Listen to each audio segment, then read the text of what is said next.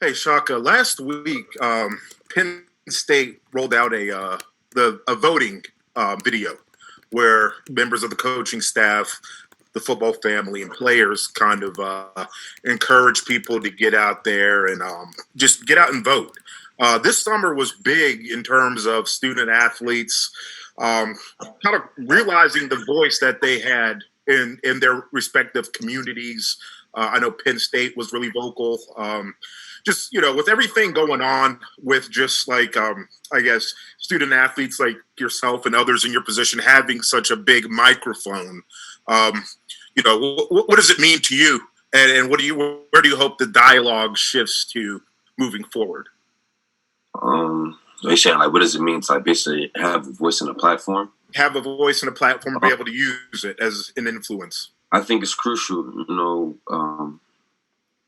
People people watch sports and people love athletes.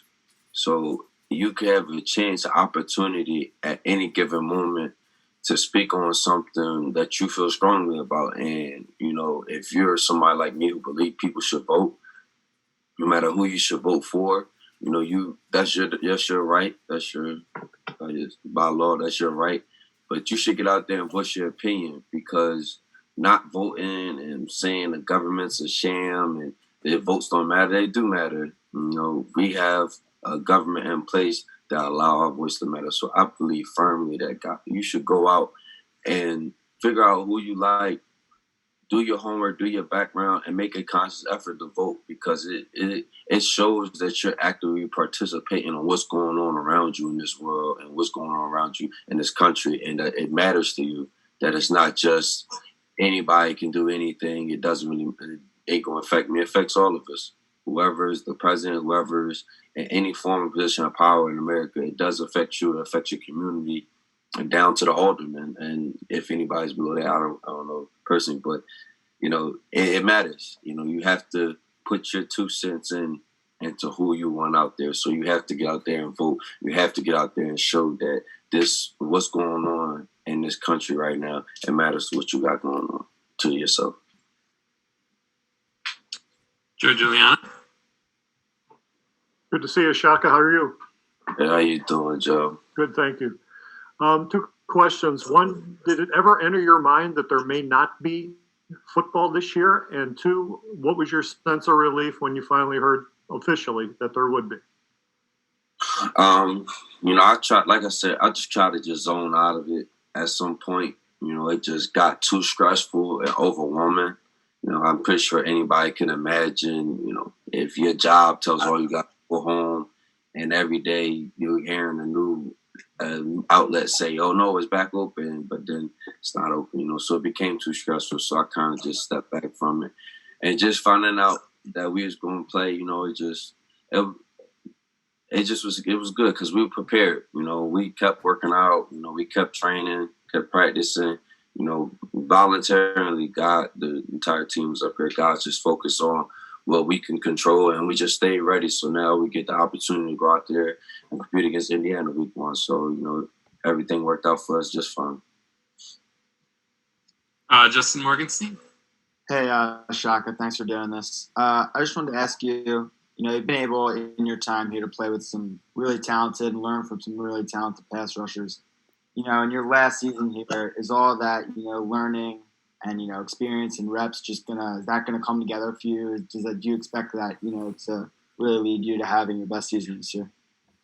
Yeah, I always try to build off of what I've done before. Working on my game, Coach Scott, Coach Dion, they're real crucial on the little details that I need to work on as a defensive end, as a pass rusher, as a run defender. Effort, everything. We work on those things every day, and everything. It feels like for me it's coming along strongly, even without the spring ball. It just feels like everything's just kind of just flowing for me, and I'm just gonna take it one day at a time, a humble approach, and try to be the best person I can be a leader, set the example for my young guys and players on my team. Gianna. Yes. Hi, Shaka. How you? Good. How are you? I'm good. Good. Honestly, through your character, what are some of those final moments in your career at Penn State? Look like to you? Because that last impression kind of say in your career here? For me, the biggest thing is growth. Nobody starts out perfect. I wasn't one of them. But I think one thing about me that everybody is going to say when I walk out of here is Shaka growing into a great young man. And I just want to keep getting better. I try to just leave a lasting impression that I gave my all to this program. I gave my all to my teammates, my coaches, the staff, to people that work in the building. I just gave my all. And, I just try to make sure I introduce myself to everybody I meet, try to smile, look for people to be down, to just go over there and just ask, like, hey, man, how you doing? You need, like, what's going on? You look kind of down. I just try to just be an ultimate teammate so that people just remember, like, Shaka was always a good friend first and that he grew as a person every single year. That's just the best thing I think I can do for myself, where, your numbers, they eventually fade. Somebody breaks them. You being here, you'll walk down College Ave 10 years. People won't really recognize you anymore.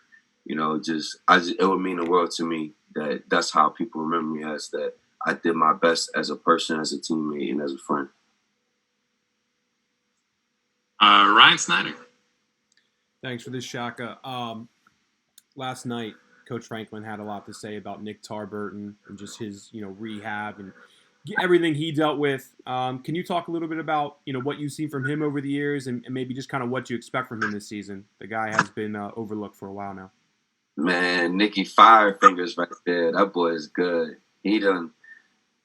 I love Tarburton so much. Everybody knows how we are on the D-line, how tight we are. That was one of our brothers that had to overcome things here.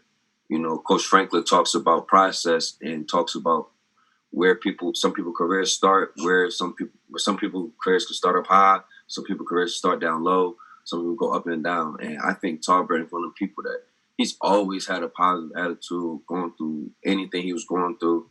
Like, he never was upset. He always available, emotional if he wasn't available physically. Like, Tarburton is a really, really good kid. And he been working, every day.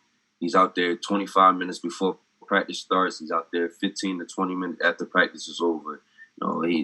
He's very, very hungry to go out there and prove himself that he belongs here. I have nothing but high praise for Tarburton. He's a great person. Like, that's my guy. I could talk to him about anything. He comes to me about anything. I learn stuff from him. If he does something at practice, it's easy to just, hey, man, what you do? And if he wants the same, I can reciprocate the information to him. Tarburton is the ultimate teammate of mine. He's one of my favorites. One of my favorites all time I've been here with. We'll go to Gabe. Hey, Shaka. Hope you're doing well. What are some things you? Thank you. What are some things you worked on? I know it was an unusual offseason, so you weren't able to fully maybe go through your normal offseason routine. But what are some things you worked on to take your name to another level? The start is my weight. Worked on my weight. Refining my body. Next, change the direction. Then after that, technique. Those are my three big things I wanted to get in, delve into this year. As far as this off season went, especially with Corona, I had time to really focus in on the things that I was doing, that I can excel at. And I felt like those were my three areas. And then just after those, my fourth one, I guess, would be just refining my craft every day, with all around as a defensive end. But just my technique as a pass rusher, that was big for me, learning how to precisely use my hands, when to do the right move, things like that. Weight is weight. Nothing wrong being a little bit stronger, a little bit heavier. That was just the things that I chose to work on this offseason. Let's go to Park. Hey, Shaka, appreciate you doing this morning. No problem. Thank you for asking questions. Yeah, of course. I'm not sure how close you and Lamont Wade are off the field, but just you have. That's my guy. Live with him. That's your guy? Okay. Yeah. How have you seen fatherhood kind of make him a better man on the football field and off of it? And how have you because of that? I tell him all the time he's a great father. Coming from my city, I know a lot of people whose fathers aren't there.